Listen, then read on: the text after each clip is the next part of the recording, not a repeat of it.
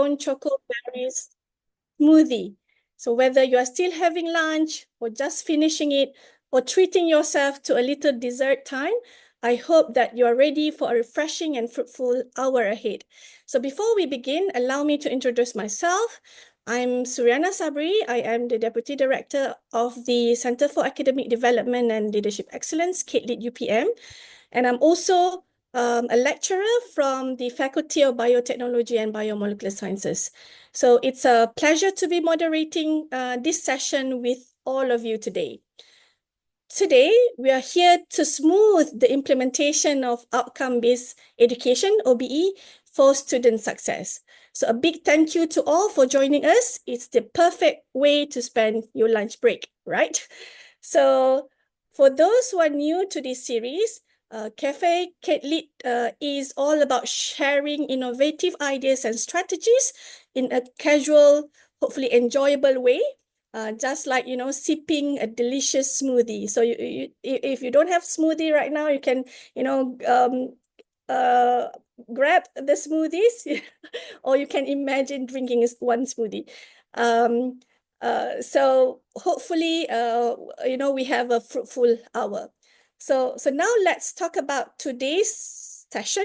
So brewing for effective group work evaluation using peer assessment. So group work can be exciting but tricky to evaluate fairly. And peer assessment is a great way to make it both meaningful and manageable. So to guide us today, we are honored to have Dr. Aira Abdul Rahim, our speaker, or as we like to call her for today, our barista. So let me share a little bit about Dr. Aira. She began her career as a senior lecturer at University Putra Malaysia in 2017 and holds both a master's and doctoral degree from North Carolina State University, specializing in adult education and learning, with a strong focus on integrating technology and innovation in teaching. From the start of her career, Dr. Aira has been recognized for her excellence. She received the Excellent Teaching Award at the Faculty of Education every year, since 2018, and has actively contributed to the Scholarship of Teaching and Learning, SOTL. She has been involved in multiple interdisciplinary research projects and led a peer assessment research project funded by the GIPP grant, okay, so which today's talk will focus on. So Dr. Aira's passion for teaching innovations has earned her 5 gold and 2 silver medals at the Putra Innocreative Carnival in Teaching and Learning PITL between 2018 and 2023. So beyond academia, she also contributes to consultancy project under the Department of Skills Development, Ministry of Human Resources Malaysia. With such impressive background, we are excited to learn from her expertise. So let's give her a warm virtual applause. Right. Okay. Assalamualaikum. Thank you, Aira. Yes. Before we dive in, I have some quick reminders to the participants. So please keep your microphone on mute during the session. If you have any questions, feel free to type them in the chat box. We'll have a Q&A session at the end, yeah? So if you'd like to share any insights or feedback during the session, just raise your virtual hand, the emoji, hand emoji. And don't worry about the taking notes because after this, we'll make the recording available later so you can revisit all the highlights. So, all right, without further ado, Dr. Aira, let's hand it over to Dr. Aira to blend her insights and experiences into today's session. The floor is yours, Dr. Aira. Silakan. Okay, terima kasih. Assalamualaikum. And first of all, thank you so much, CADe-Lead, specifically Dr. Su, for the warm welcome and also the introduction. To be honest, I feel quite small, yeah. Sebab yalah, this is actually the CADe people talking who's leading on a lot of innovation at the university. So to be invited today to talk about peer assessment for me to be is an honor. Yeah. Okay. So also to all the participants who are virtually online with me. Thank you for spending your lunchtime to listen to this sharing session. I receive feedback bila dia nampak branding CADe ChocOBErry tu, they feel both interested but hungry, Dr. Su. So they was like, thinking of smoothie atau nak order ChocOBErry while listening to the session. That was a feedback. So I thought the montage also give a very nice overview of CADe series, CADe Cafe initiative, which focusing on different aspects of how you can actually empower your teaching and learning and practices at the university. So allow me to start my slide sharing. Okay. Given that the timing of the session is in the afternoon, and I'm pretty sure it is actually designed as such so that this can be something like more of a laid back session, I believe, Dr. Su, rather than more of a formal session. That's why kita pun branding this talk as a cafe series, because actually we wanted to emphasize on perhaps the non-formal aspect of the learning through our lunchtime. I believe dekat overseas, maybe people will probably call it like brown bag session. Tengah-tengah hari, people will actually bring their brown bag and actually eat together, but then exchange. Okay, a lot of information, practices, academic talk and things like that. Okay, so I was invited by specifically actually Dr. Su to talk about peer assessment, and I was made to understand that this topic actually aligns with the cafe series, specifically on OBE. So that's why kalau in case you did not notice lah, the ChocOBErrys tu ada perkataan OBE embedded into it. I did notice it, Dr. Su. Right, the ChocOBErry was actually coming from the OBE series. So when we talk about the outcome base, it will be actually related to the OBE that we have worked so hard for. I think just a month before we open the semester baru-baru ni, and I feel like this way forward for us to actually understand more about OBE and making it a usual practice. Maksudnya bukan kita buat just because it is required, tetapi it is actually part of our course design when we think about our assessment to the students and things like that. Okay, so my topic have to be also cafe team, right? So brewing for effective group work evaluation using peer assessment. So I will talk to all of you mostly about my journey, and part of it is also about my research work. So for the outline of the session, mula-mula I think I will, as usual, academician will give a little bit of introduction about peer assessment. No academician feel comfortable diving into a presentation or a sharing session kalau dia tak start dengan introduction. So that's just in our blood, DNA.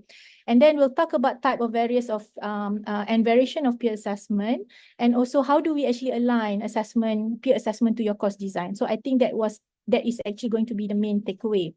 But first of all, even before I talk a bit formally or academically about peer assessment, maybe I just would like to share with all of you how it all started, for me at least, my journey lah, I would say. Because I would not claim that I am an expert on peer assessment, but I was one who started, bukan started, maksud saya, I initiated the interest in group peer assessment, because I was designing a group assignment for my class. So I'm pretty sure this is nothing that is unusual. Kita semua as when we design our courses, we have thought about group assignment, we have integrated group assignment in our courses, right? So macam biasalah, so when we design the group assignment, we divide the class into few groups and then we assign the task.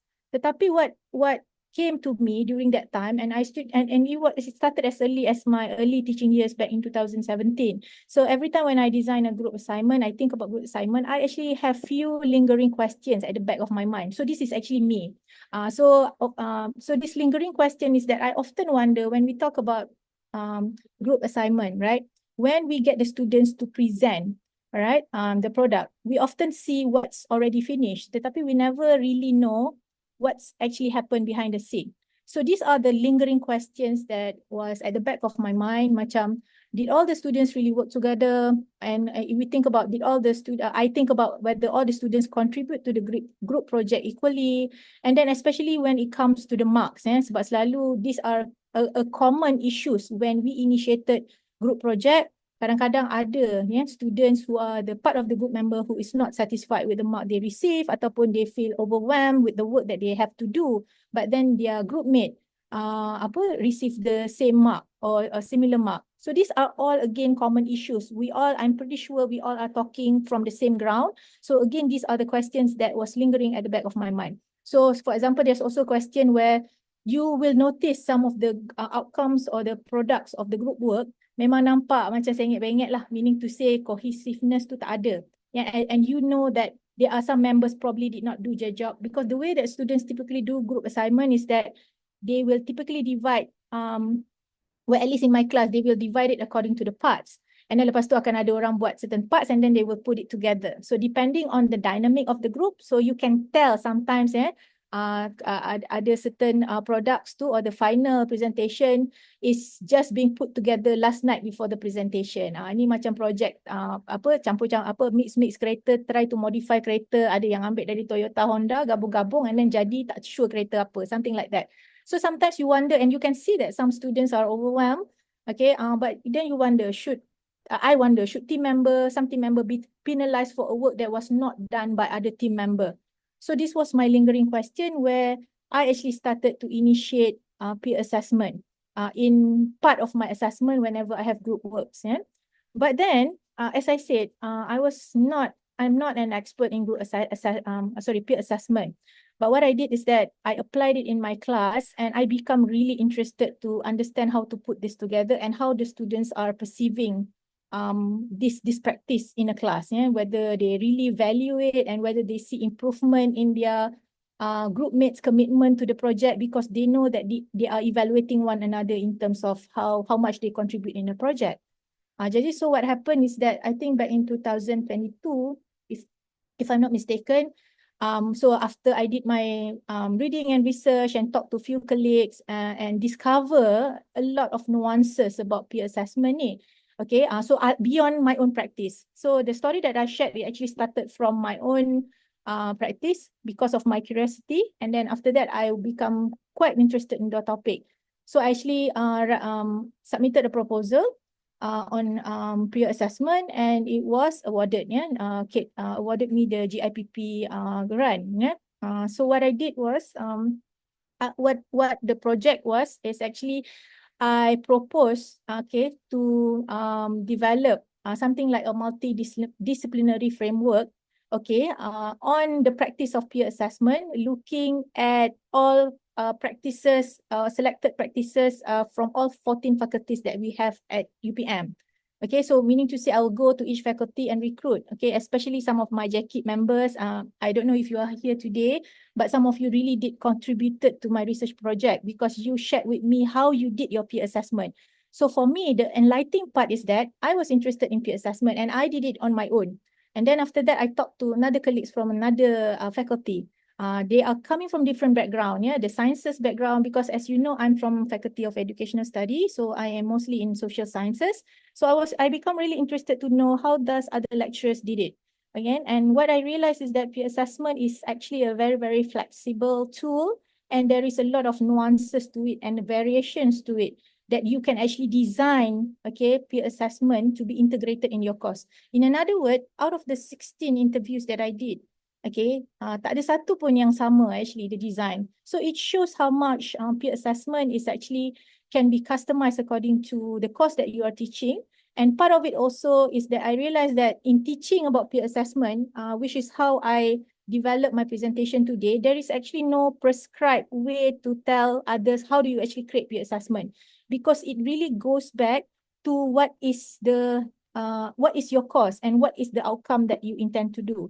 So what I'm planning to share with all our audiences today is that the overall framework and some ideas, that might become inspiration to all of you and might become a spin-off where you can actually adapt to your own practice. So in defining, so that was my story. I started from my own practice, my own curiosity in trying to cater all the students and thinking about the students and quote unquote fairness. And then after that, I conduct a research because I was really very curious about peer assessment and I wanted to learn more. And then here I am today for the sharing session. So in terms of defining what is peer assessment, I often like to align, the overall practices with what we already have or what we already have, the guidelines that we already have here in UPM. And as you know, a lot of the guidelines are provided by CADe. Okay, so for me, I like to draw your interest to two parts of this definition, where first one, we talk about the peers, the element of peers itself. And secondly, is actually, this is an assessment. This is a form of assessment. Okay, so peer assessment is actually a form of alternative assessment. So when I actually bid the project for the GIPP, it is actually parked under alternative assessment during that year. Okay, so I was really, so this is a form of assessment where you can actually include in your course design, okay? And when we talk about the differences and the attributes that define traditional and alternative assessment, particularly when you are implementing alternative assessment, okay, you are more, you tend to customize, okay, you are more geared towards customizing the assessment, okay, to be more of a practice base, okay, maybe by performing a certain task, okay, all right, or and then of course at the same time it is more student structured. As you can see, peer assessment, it is really about the students assessing their peers in the context of the things that they are learning in the classroom. So therefore, and then of course you compare it with traditional assessments. But when we are implementing the alternative assessment, these are some of the consideration or the criteria or the attributes that you take into consideration. So why I'm pointing out all this is that you as the lecturer and the I would say the master of the own course, right? The master of own course, or the what we call course owner. So assumingly you will have more understanding about your course content in terms of what do you want to impart to the student. Okay, so essentially why assessment is important in terms of how do you actually design and select your assessment is because this is a very well-known fact where the design of assessment will actually influence the way students will approach their learning tasks. Okay, so for example, if part of the assessment is examination, where you already inform the students these are the facts that will be asked, okay, in the examination. So the behavior or the outcomes that you will expect from the students, knowing that they are preparing for examination, is to memorize the fact. And I have to make a disclaimer that I am not against examination, okay? But here it goes back to the idea of what is it that you want the students to behave, or the outcomes that you want from the student. So the design of the assessment will influence, okay, the outcome or the way that the students will approach their learning tasks. For example, just today I completed my students' midterm, okay, and then it is an examination based because these are first year students, and I really wanted them to really know at heart the fundamental element of the course that I'm teaching. So for me, examination is suited, okay, for the outcomes that I wanted the students to have, especially because they are first year students and they need to know all the facts, okay, before they actually start implementing, okay, a lot of the practice later in much later courses. So I'm pretty sure for the sciences course and maybe even for some law courses, examination might be the way that is more suitable because it is the course outcome. Okay, but the point is, when we talk about assessment, it goes back to the learning outcomes that you wish, okay, to see, okay, from the students, okay, and wish to assess from the students. And same goes if you have the component of class participation, okay, as part of your as part of your evaluation, and then you inform the students. All right. So I often do this in my graduate classes, where you inform the students they have to respond in answering questions and leading questions and volunteering, things like that. And for each of the week, they can get a point. So if you design your assessment or include assessment to be as such, you can expect, okay, the students who cared about their learning process and their grade, as a matter of fact, will be more active in class. And I actually have done this, especially during pandemic. I think we all struggle with how to engage the students when we are teaching virtually or online. So I actually did class participation that I paired together with what I call the scoreboard. And I actually did the sharing session before. So what I'm saying is that the outcomes that you want, okay, have to be aligned with the design of the assessment if you want to anticipate the students to respond in a certain way, okay, the outcome based. So therefore, type of assessment, okay, can be a source of learning motivation for students to exhibit behavior or the learning outcomes intended by the course instructor. So this means that whenever so in the context of talking about peer assessment, okay, you have to go back, okay, to answering the questions, okay, what is the learning outcomes that you are measuring, okay, whether or not it is suitable. And for me in particular, if about assessment, what about assessment to evaluate? So if you have PS, okay, as one of your learning outcomes, okay, for your course, so your assessment will be about evaluating the collaborative learning, okay, that typically happens in a group project or group work. And then it could actually be the one of the assessment that you can include could actually be peer assessment, okay, peer assessment. So and I would, so this is actually so why I am explaining all this, because I would like to arrive back at the definition that I use.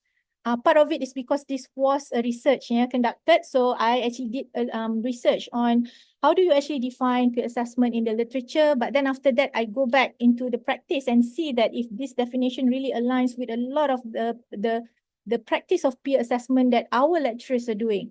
So just to let all of you know, out of this, the 16 lecturers that I interviewed in UPM, when they talk about peer assessment, okay, they never, so they designed it and customized it, okay, really based on the outcome that they intended, okay, and then the nature of the courses that they are teaching, and also in consideration of the profile of the student. Like, for example, how big is the class, the number of the students, how advanced are the students and things like that. First year versus second year versus third year versus final year and things like that.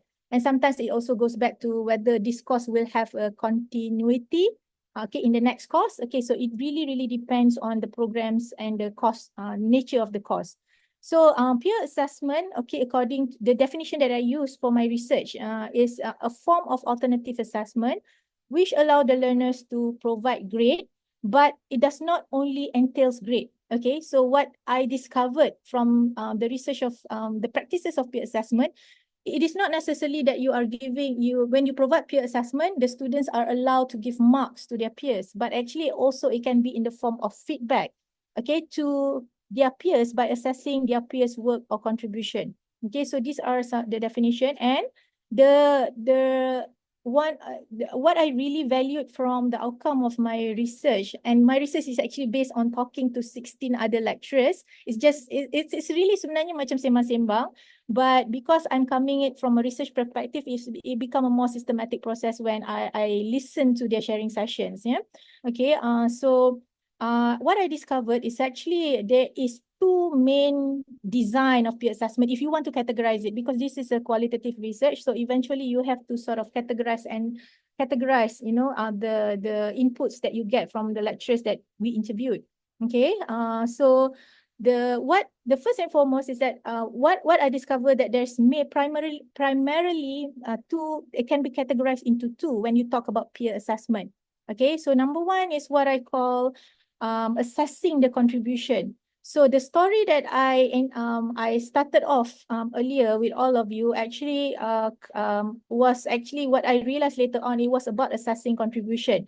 It is also a form of summative peer assessment. So as you can see from the illustration, this is what I developed as a part of my research, is that, for example, there are team members, okay, working together and conduct the group project.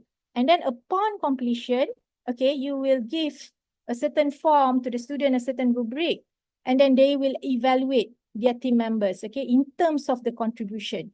Okay, so this was actually answering back the lingering questions that I have earlier. And what I realized is that, yes, a lot of lecturers were also having the same concern. So previously, all my classes, the number of students is about 30 to 40 macam tu, yeah, which is quite manageable, but I still want that element of peer assessment integrated into my assessment. Yeah, tetapi this semester, I'm actually teaching 80 students, 80 students, double the number that I'm used to, and this is actually my 8th year of teaching. So this is where I'm actually sort of challenging myself lah to rethink about how do I integrate or design my peer assessment in my class of 80 students, which I will talk about it later. So so the first type of peer assessment, it is about assessing contribution. So it actually goes back. So as I said, it goes back to what is it that you want to evaluate. Okay, so of course, among the suitable LOs, but it really depends on the content of your course and how you design your rubric especially. It can be suitable for assessing contribution of peer, a type of peer assessment can be suitable for LOs such as team skill, leadership skill, lifelong learning, and even more ethics and moral ethics, yeah.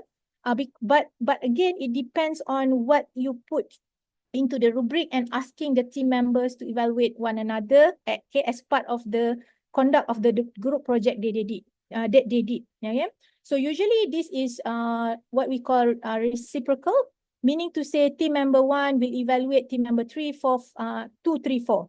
And then team member 2 will evaluate 1, 3, 4. Yeah, everybody will evaluate everybody within the group member.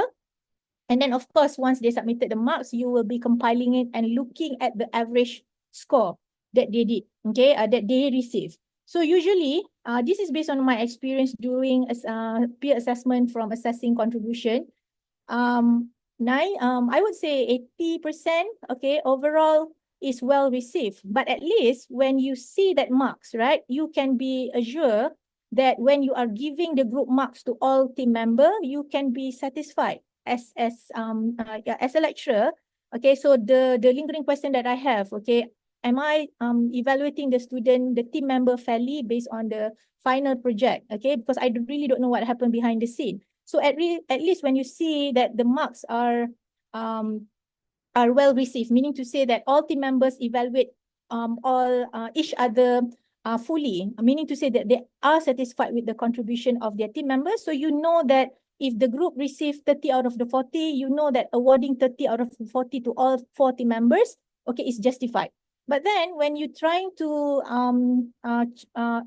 usually as a lecturer also, we will definitely notice that there are some students who are slacking, and we typically dalam satu batch adalah satu dua student yang memang popular, okay, yang memang kita tahu, we know, right? We don't mean to be judgmental, but typically these are the students that we observe, and usually you will receive feedbacks, comments, and through tak datang dan sebagainya lah, all these different issues. So to justify the marks, sometimes you want to deduct the mark because you know that they are not contributing, okay, at least you have, okay, the points or the input from their team members. And usually in my rubric form, which I will share later, I did not only ask for a quantitative marks, ataupun rating of the marks, tetapi I also actually ask for some qualitative or open feedback, kalau ada anything that they would like to inform, okay, about the dynamic of their group project or their team members. Okay, so this is one. Okay, this is one. So this is what I call assessing the contribution. So when you design your peer assessment, so if you are interested in understanding, okay, what happened behind the scene to award, okay, the marks for the collaborative working outcomes, right? So this could be one of the way to be that you can integrate. And secondly, and again, this comes from the conduct of the lecturers. So another type of peer assessment, I call it assessing the coursework. Okay, so what happened is that instead of assessing the team members' contribution and how they contribute the project, so the students, what happened is that the lecturer will get all the students to conduct the group project, and then typically they will get team members or the group to evaluate each other's outcome. Okay, coursework meaning to say whatever the product that comes out from the project that they are doing. Okay, so as you can see, the process typically are also reciprocal, where in this case, group 1, the team member will conduct the group project and then they present, right? They present. And then group 2, for example, will evaluate the product or the outcome. And then group 2 will do the same thing. So this is, and then present, and you will typically elicit for feedbacks, marks and things like that coming, okay, from the group members, for another group's project or presentation. So a lot of lecturers did this as well. And sometimes there's one lecturer that actually shared the design of their assessment or the final product actually is depending on one another. So if I'm not mistaken, they have altogether 6 different components of the project. So actually, in order for project 2 to be able to do their things properly, project 1 needs to actually conduct their research and their product properly to be passed to group 2. And then after that, group 2 will do based on what group 1 provided, and then they will actually pass it to group 3. So imagine if the process is not stacked, right? The feedback is not given. So what happened to group 5, who is actually stacking or have to base the project based on the previous group's conduct? So that's why the lecturer actually integrated assessing the coursework, okay, the peer assessment, to make sure that whatever requirement that is needed. For example, group 2 will evaluate group 1 project. Okay, so whatever group 2 concern is, when it is their turn to do the project, will already be relayed to group 1. Okay, before they can actually be passed to group 2 to complete the project. So this was also one of the sharing. So where they actually stack, okay, the project out of 5 projects, but making sure that each of the students are involved, okay, each of the group is involved. And the end, when they come up with the final product as a class, okay, as a class, it is not two macam different parts being put together at a force. Okay, it goes to a very nicely cohesive process as a result of the feedback. So this was also the assessing the coursework. I call it assessing the coursework. So it can actually be suitable for communication skills. Part of it is because when they are presenting it, okay, so again, it goes back to the outcome that you want the students to exhibit. It can also entail CTPS, P, and LL as well. So again, it goes back to the nature of the assignment, the group assignment that you design, where when you integrated the peer assessment, it could be catering to all these different LOs. Okay. And then so just to also highlight to all of you, so this is actually in the alternative assessment playbook, okay, by CADe. And the definition that we have over there is actually aligned with assessing the coursework peer assessment. But for assessing the contribution, okay, it is actually a different way of doing peer assessment that you can also think about if that is what you are looking for, right? So okay, so maybe a little bit of pluses of peer assessment. And I'm pretty sure some of us have thought about this or struggle. And for example, the minuses later, we have talked about the struggles and all this. And I thought it is worth highlighting just to give everyone an overview. Okay, so this is what I discovered and what makes me very excited about peer assessment. Again, the interest comes from just my own classroom teaching. Okay, and nothing too innovative about integrating peer assessment.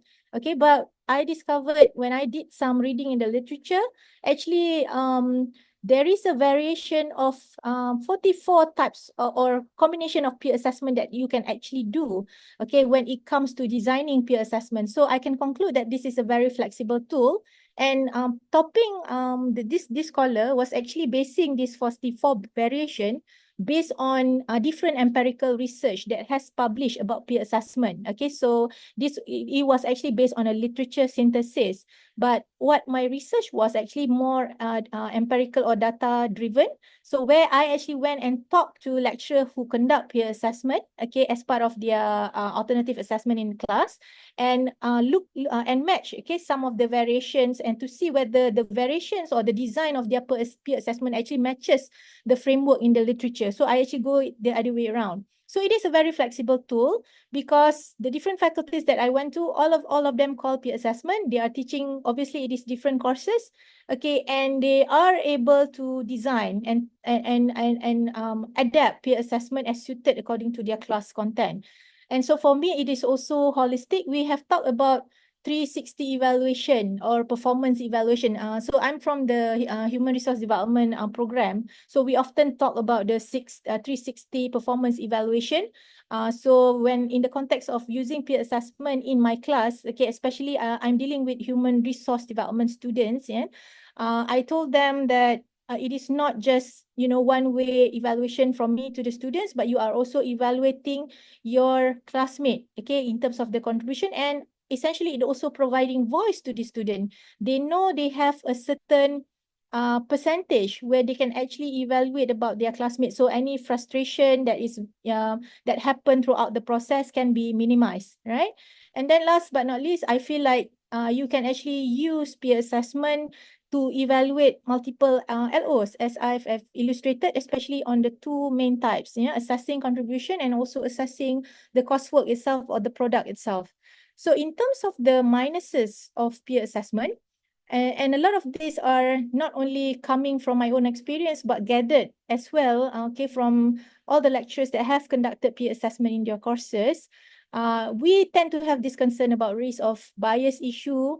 Okay, so sometimes we feel like, okay, the students can be over-evaluating bagi markah banyak sebab kawan or not sure, okay, don't want to penalize their friend and things like that. Or they can also be under-evaluating because they don't really understand what is it to evaluate, okay, all right? So this could be one of the minuses that you have to manage. And usually the best proof to this is actually by designing a rubric that is very clear in terms of what you are looking for. Okay, what you are looking for. So that is the main primary tool. And a lot of the lecturers in my study who did peer assessment usually develop their own rubric. Yeah. And then so these are somewhat related to biases, concern of accuracy, and unfamiliarity of the assessment criteria. So kita suruh evaluate. Maybe those who are from the communication department. So maybe like, for example, those who are not specializing or majoring in communication department, communication programs, right? When we listen to student presentation, we tend to look at a general criteria of presentation. Tetapi those from the communication department may have a more technical criteria, maybe, okay? So whether or not this can be in part or justifiable by the students who are evaluating their peers, okay? You have to take note into that. But for me, part of it is because you don't really have to bulk all your marks in the peer assessment alone. You can actually combine it with other assessments. Like for me, only parts of peer assessment is integrated into the marks of the group project. So there is more marks in your hand, but you are giving it back just a little bit to the student so that the process become more empowering to them. And then this is one of the challenges, and sometimes this is always going to be a challenge. Okay, administratively it can be very tedious and time consuming. I will share with all of you about my experience as well handling this, because you have to compile the marks and look into it.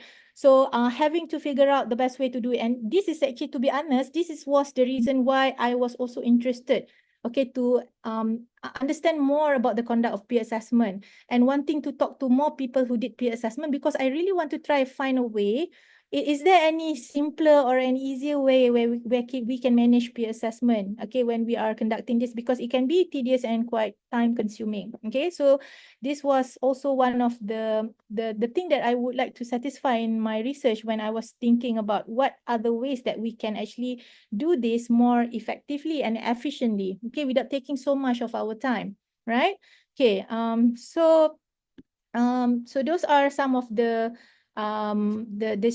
sharing, and maybe I just would like to talk a little bit about how do you think about designing your peer assessment. Okay, so again, for me, this is something to just a simple takeaway that you can take from the sessions. Okay, something to think about, what I would say. So because this was research driven, okay, so I have to use, I was referring to an academic framework, and I discovered topping research at that time was really quite recent, 2021, right? And he actually built his work over, I believe it was 20 years, and it keeps, the literature is still quite recent and consistent. It shows that the practice of peer assessment is really, I wouldn't say an old type of assessment, but the word that I would use is classic, because in some way people will still find value to it. So classic will never go outdated, but you actually infuse, okay, a breath of fresh air into it if you want, okay, in terms of designing. So just these are an excerpt. So there are 44 variations. So this is the table that I screenshot, okay, from the literature. So as you can see, if somebody want to really understand how to design a peer assessment, okay, might find this very technical. So these are some of the variations that Topping have talked about. And to be honest, I spent a lot of time trying to understand each of this, and because it was captured in the literature, okay. And then when I did my study, what I did was, for the practices that the lecturers describe, yeah, in terms of doing their peer assessment, I actually look whether the element actually is captured in the framework. So in a way, although it is a qualitative study, it's not fully inductive. Okay, it is deductive in a certain way because the framework that I use is already as solid as this is. But what I also realized, because it is a qualitative study, when I actually tried to do the coding, all right, through the matrices that was developed based on the framework, is that it is not really natural in terms of coding it and putting it, like finding the elements talked about by the lecturers and then trying to actually tick the framework that I'm using or the matrices that I'm using. So I actually redesigned back the matrices, and these are some of the excerpts that I've taken. So when you are designing peer assessment, right? First and foremost, you may start with thinking about the structure in terms of how you are going to implement your PA. So first and foremost, you have to, of course, the first step is to always go back to your LO, learning outcomes of your courses, and ask yourself, what is the outcome that you want to measure before you actually design and integrate peer assessment? Okay, but then after that, you decide what are the approaches. So what's suitable? Is it assessing the coursework or the contribution? And then in terms of participation in the peer assessment, do you want to make it voluntary or compulsory? Okay, and then the conduct, okay, can be inside class. What inside class means is that it can be while the students are, so typically this applies in the coursework assessment of coursework peer assessment. It can be inside classes, but it can also be outside of classes where the student will actually complete the evaluation of their peers that is not within the classroom time.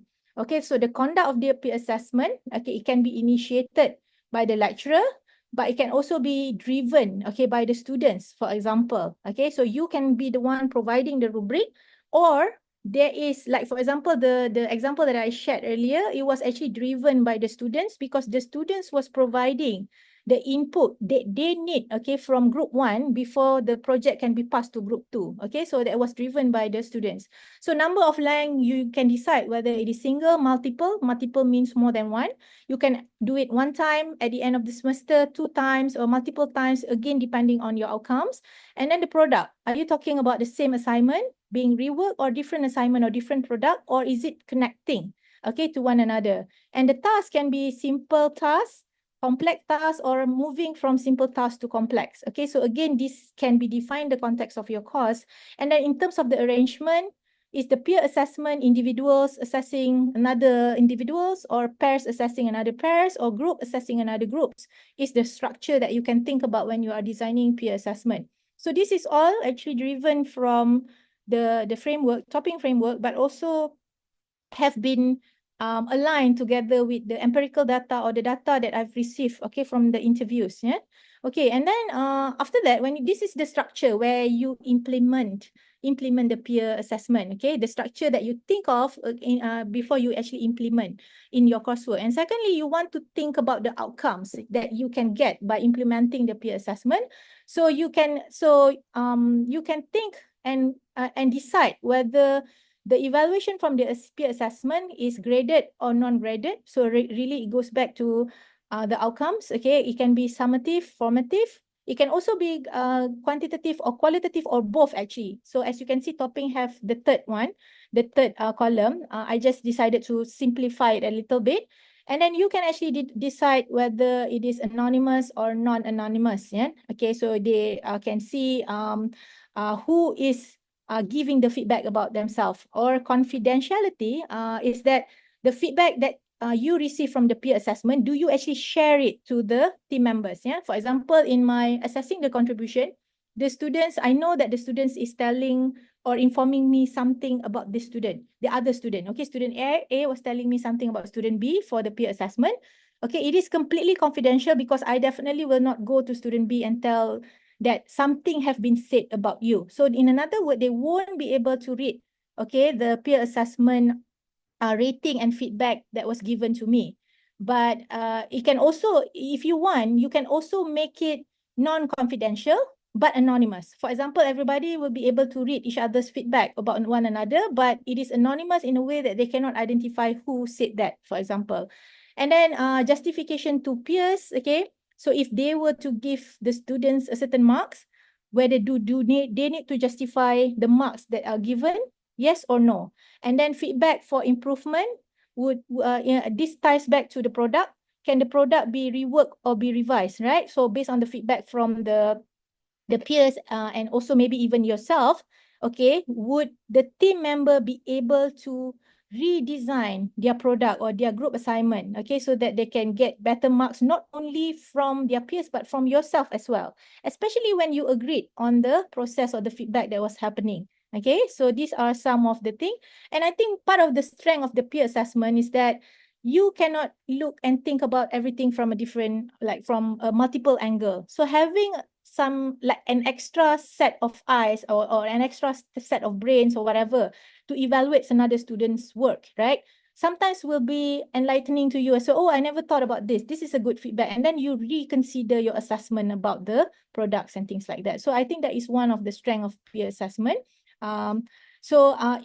This is just a general suggestion. To be honest, I am not into providing a prescribed way of designing your peer assessment. Okay, this is just based part of it in my practice, my reading and my research, right? I'm just synthesizing a lot of this. So first of all, foremost, if you are considering about peer assessment, you have to determine your course LO. I mean, this is already being determined, but what I mean is that you have to look at your course LO and decide, okay, is this what I want? Yeah, okay, right? And then design the PA structure, the implementation, the outcomes, and then you develop the supporting material. And I'm really sorry, I just realized the time is 1:50, so I'm going to speed things up. Yeah, sorry, I didn't realize it too. Okay, seronok sangat. Okay. Okay. So last but not least, maybe I'll share it a little bit how I started. And saya nak cakap sebenarnya, my peer assessment is nothing innovative. Yeah? It's nothing out of the box. It was out of my curiosity where I first started with having some sort of like a very simple rubric. Cuma bila mula-mula masa ni saya buat macam mula-mula physical, lepas tu print out bagi student isi dan sebagainya. But of course, the administrative part of it is very tedious. And then I started to convert it into then a Google form in a certain way. Jadi saya redesign baliklah Google Form supaya boleh guna ulang-ulang every semester to reduce the process. So that to make it at least, digital, in digital form bila kita nak kira markah tu. So, and then of course my research ni baru completed quite recently. And I'm actually teaching another new courses this semester. And just to give all of you a context, this is a large class of 80 first year student and it is a foundational course. Jadi I have an LO of TS and then having the students to be able to analyze and things like that. So I'm actually redesigning how I implement my peer assessment based on the insights that I receive, okay, from the lecturers that I talk to, I research on. So for me, this is an inspiration that I receive, okay, as a result of talking and getting some idea macam mana nak manage dan sebagainya. So I actually propose like a HR for You series program. My students are groomed to be HR students, future human resource practitioners. And then the project objective, first of all, is to develop practical HR programs. Okay, saya maybe tak nak cakap banyak sangat pasal ni sebab masa dah tak ada. And then, but there are 3 project deliverables altogether.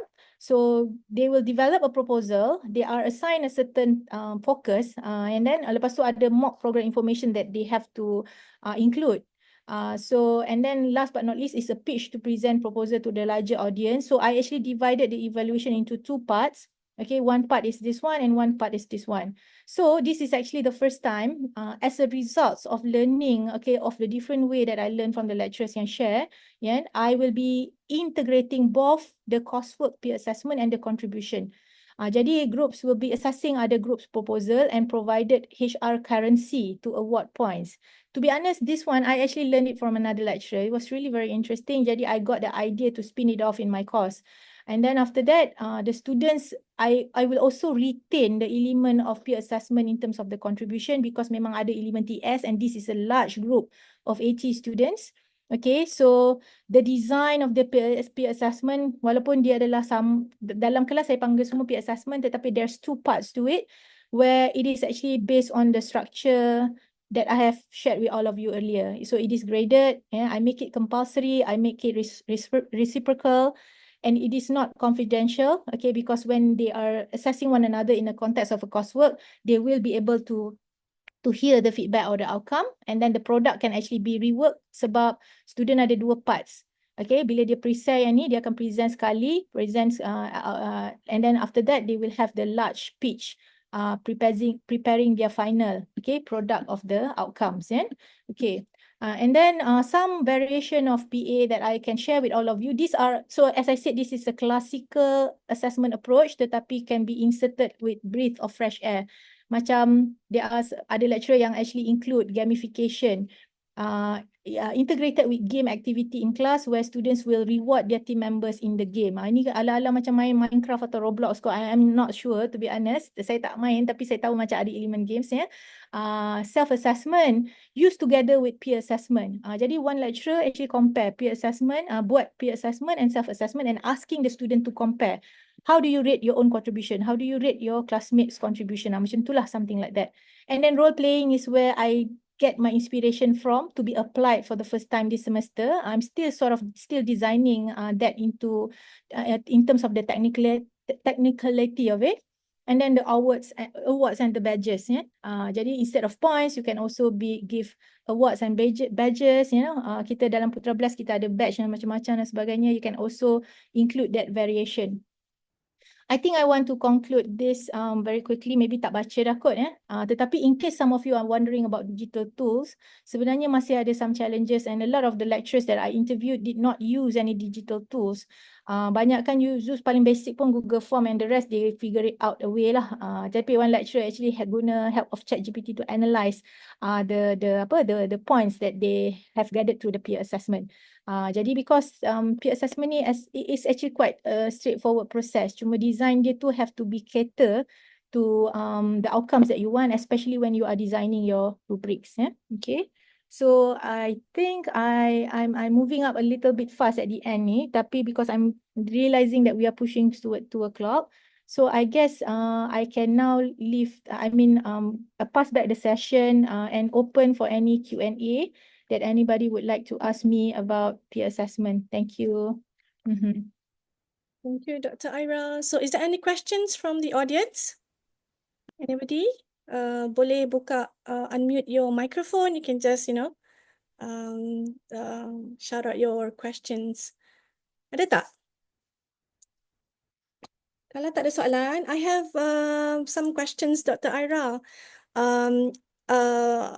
I find it interesting, I baru terfikir bahawa you mentioned tadi, so peer assessment is not just, you assess the contribution of students and for their grades, but also it's a way for the students to give constructive feedback to the peers.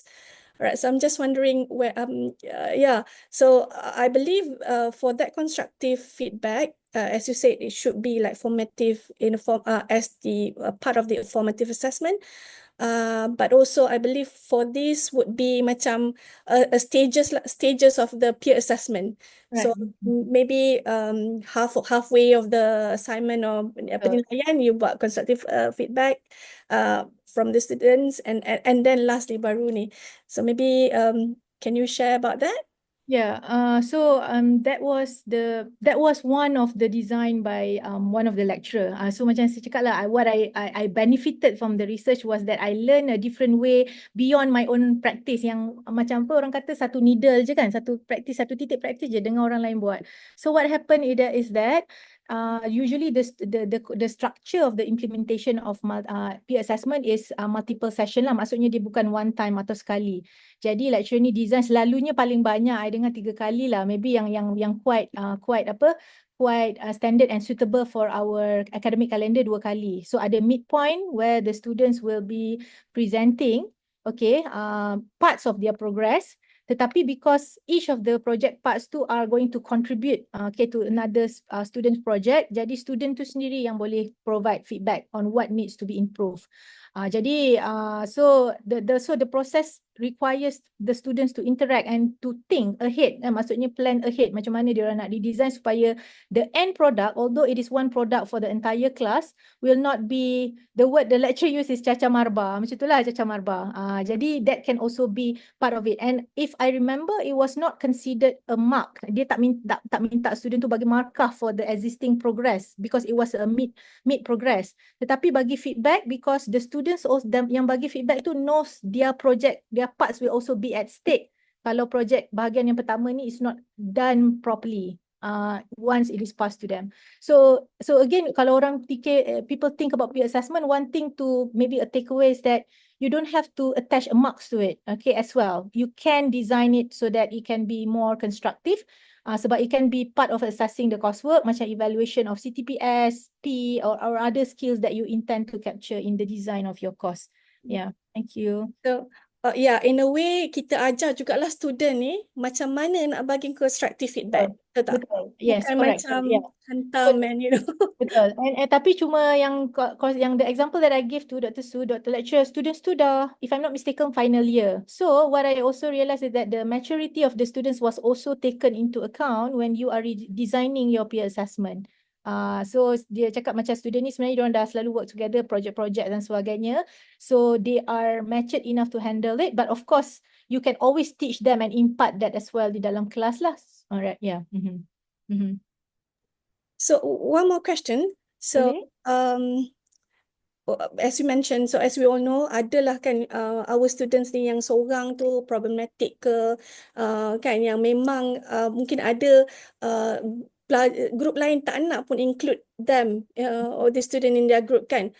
So how in your research or in your interactions with others, so how, is there any solution or possible possible suggestion, how can we handle this situation to ensure that fairness and fostering a positive group dynamic and learning experience for all, not just for students yang problematic too as well.